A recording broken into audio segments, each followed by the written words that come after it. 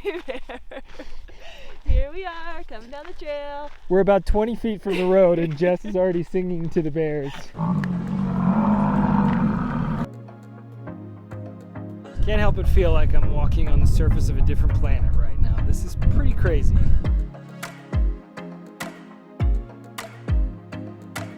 We're Jess and Miles. In 2019, we quit our jobs to pursue a dream of long-term travel around the world. After traveling for 6 months, we were brought back to the US due to COVID-19, but we are now back on the road exploring more of our own beautiful country.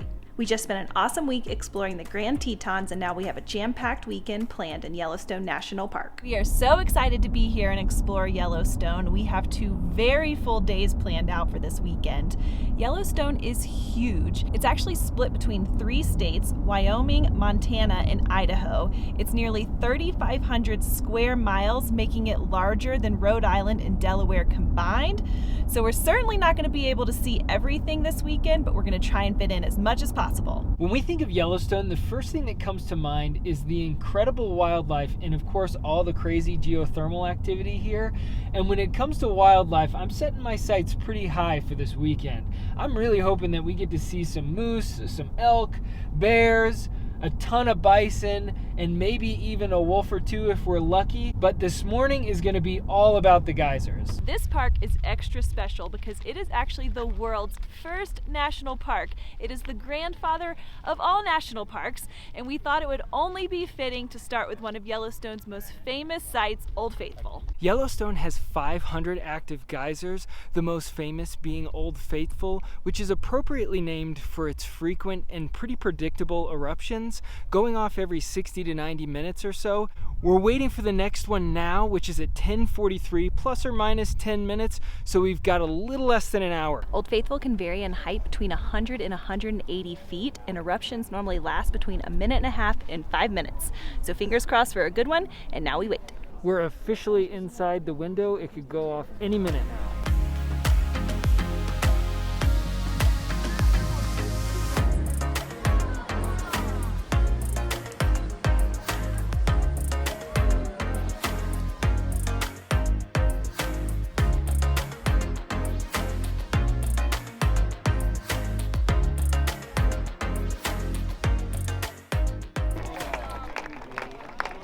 That was so cool. The anticipation was really building there with the whole crowd because it was towards the end of its window and it had been bubbling for a good 5 minutes or so. But I'd say we got a pretty good eruption. It was at least 150 feet, maybe lasted around 3 or 4 minutes. Such an awesome start to the day. So I know I said this morning would be all about the geysers, and while that's true, there's actually over 10,000 different hydrothermal features here in Yellowstone, which not only includes geysers, but also hot springs, mud pots, and fumaroles. And more than half the world's features like this exist right here in Yellowstone. And we're getting started on the Upper Geyser Basin Trail, which is right here by Old Faithful and has the largest concentration of geysers anywhere in the world.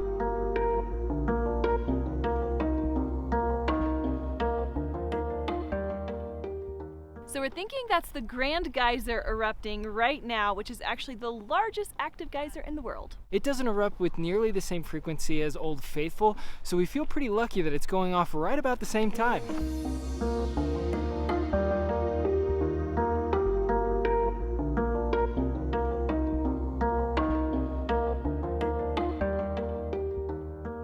So typically when we go to a national park, we try to get in super early and do one of the longer hikes to avoid some of the crowds. And while Yellowstone has nearly 1,000 miles of hiking trails, most of the highlights are pretty easily accessible, so it kind of lends it to more of a Disney World type feel.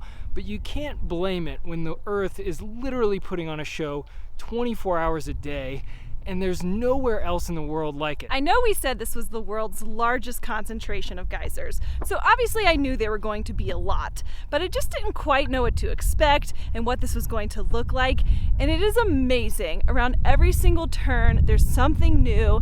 The colors are incredible. They're all so different, And we've only been walking for about a mile now, and there's a lot less people on the boardwalk at this point. There's geysers by rivers, geysers shaped like ears, grotto geysers, beautiful geysers, colorful geysers, giant geysers, and even a spiteful geyser. We're passing the Grand Geyser now, and the next eruption is not until 5:15, so we feel pretty lucky that we got to see it, even though it was from a distance.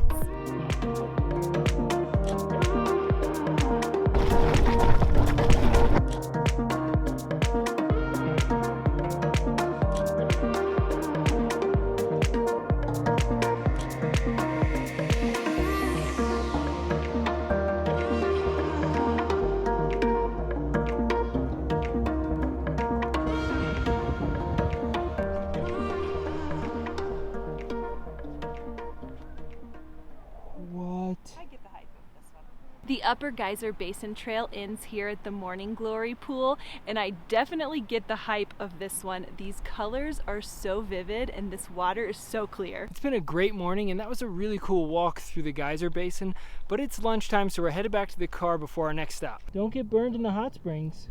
Oh my God. We've just come to the Midway Geyser Basin where the Grand Prismatic Spring is located. Outside of Old Faithful, this has to be one of the most iconic and recognizable views in Yellowstone, and it's one of the things I'm most excited to see while here. We just turned off to head up to the overlook, and we're getting a little bit of a sneak peek of the colors through the trees, and I cannot wait to get to the top.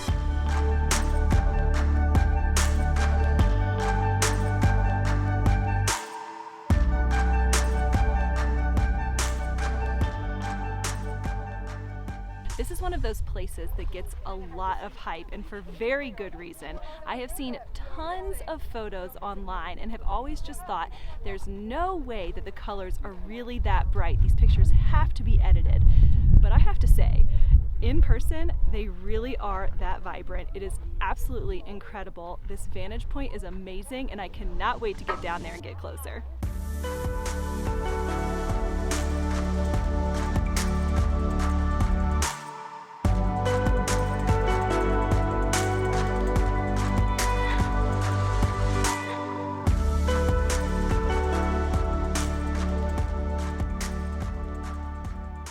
This is a completely different perspective than the overlook. I probably like the overlook better, but it's still so cool to be down here in it and so close and feel the heat from the steam. It's hard to appreciate the size until you're down here. It's actually the third largest hot spring in the world, with water as deep as a 10-story building. And a fun fact we learned on our last hike, the colors are actually from bacteria that grow in the different temperatures, with the dark deep blue being the hottest.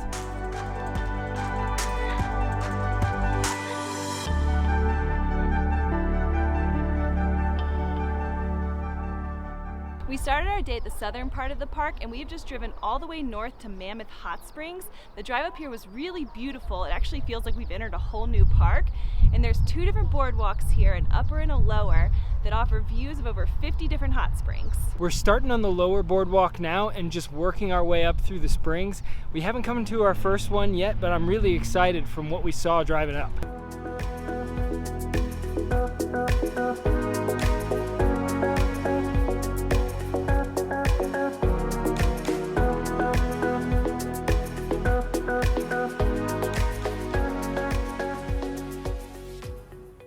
This is so cool. It's really different than the other thermal areas we've seen in the park so far. Just when you think you've seen everything that Yellowstone has to offer, you come to a place like this that's completely new and unique.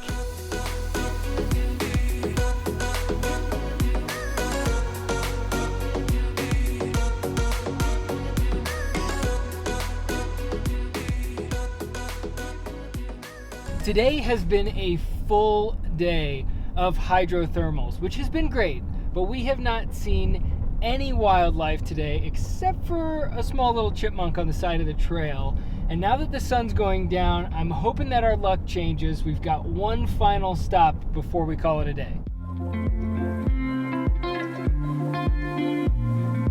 So we're actually headed to Lamar Valley, and we're still a few miles away from the turnoff, but we have come up on a whole herd of buffalo just off the side of the road. Look at him herding them.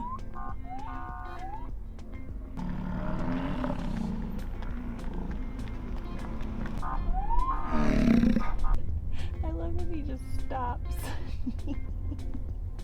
You know, when we were doing research for Yellowstone, there's all these videos online of people just seeing buffalo all over the road. And I thought those were lucky situations, but we're just driving down the road and it's happened 3 times already. The buffalo are just right here in the middle of the road. There are seriously buffalo everywhere. Oh my gosh, look how close these people are getting. They're taking selfies with them. Baby. Hey, buddy.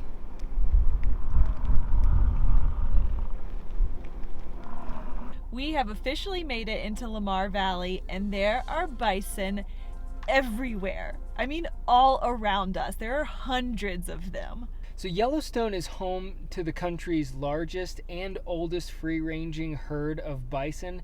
So we knew we were going to get to see at least 1 or 2, but we had no idea that there would be this many this close to the road. And it's mid-August and it's rut season for the bulls, so they're very active. We just saw 2 fighting right in the middle of the road, right in front of us. This is really incredible.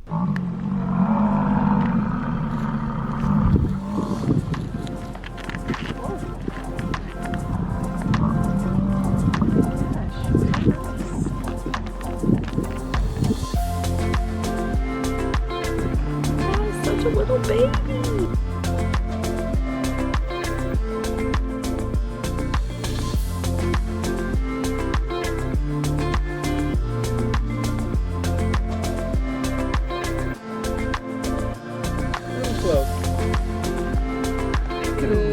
I could reach out and touch that one. A little close for comfort right there.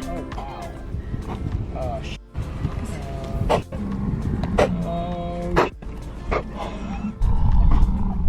He just came out of nowhere.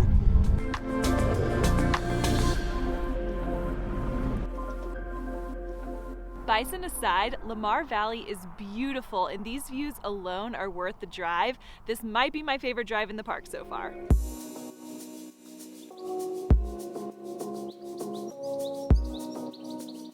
Well, we ended yesterday with some wildlife viewing, and we're hoping to start today the same way. So we've come to Hayden Valley first thing this morning. The sun is just now coming over the trees.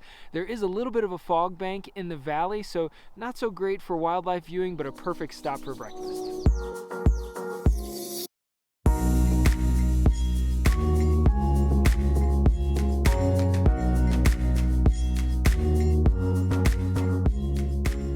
The fog has lifted and there is a whole herd of bison up on the hill, but they're pretty far from the road, so we're going to keep heading up the valley. Saley's 100 yards from bears do not feed. Stand your ground and use your bear spray.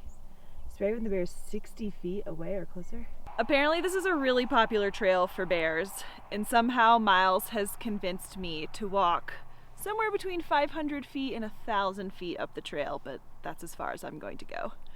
I'm kind of hopeful we don't see a bear.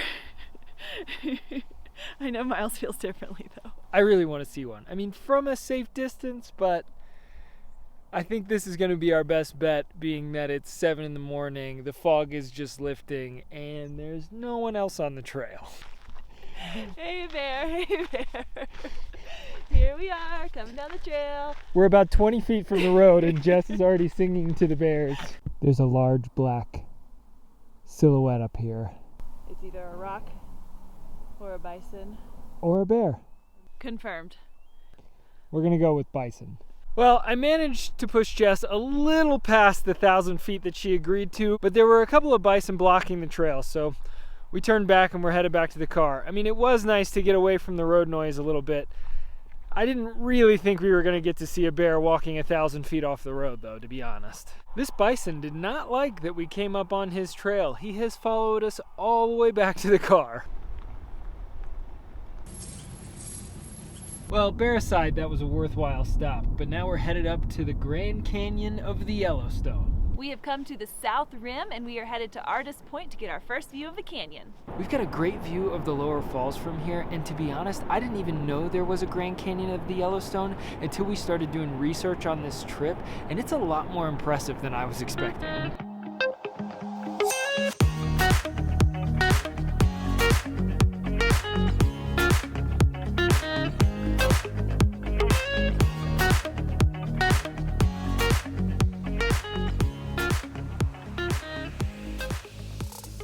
We just finished checking out the upper falls here on the south rim, and there is wildlife everywhere you look in this park. There are a couple of deer just right off the path here as we're walking back to the car.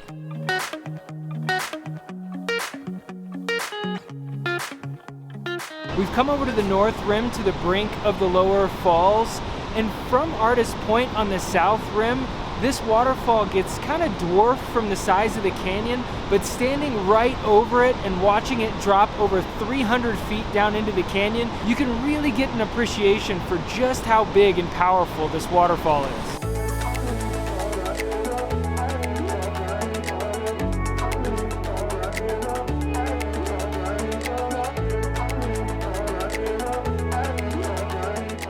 This is a short but pretty steep trail, but it's definitely worth it. I was not expecting to see a tour bus during COVID times. One last view of the falls before we head out of the canyon.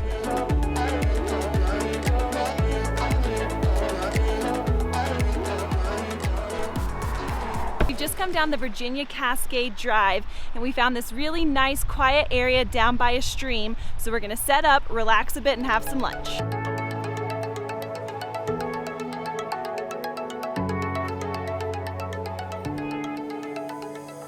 2 days is honestly not even enough time to see all of the highlights that this park has, but I'm really glad we're still taking the time to just sit and relax and enjoy the nature that this park offers.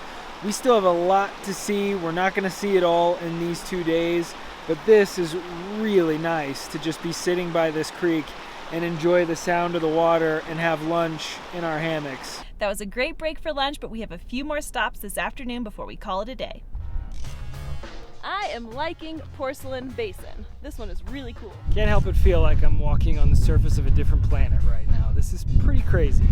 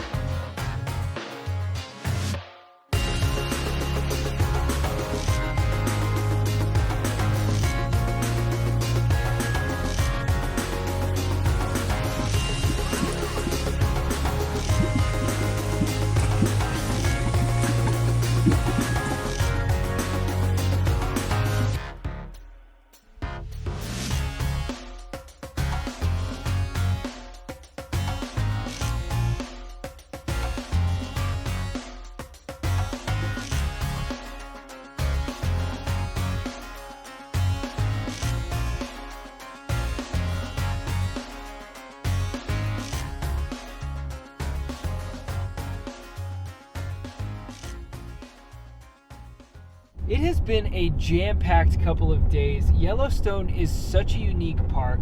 There really isn't anything else like it in the world, and there's no way that you can see everything that it has to offer in just 2 days, but we definitely gave it our best shot, and I could have easily used a couple more days to explore, but I am really excited because we've got a couple of fun weeks planned in Idaho coming up next. We found this off-the-beaten-track place called the Grand Prismatic Springs.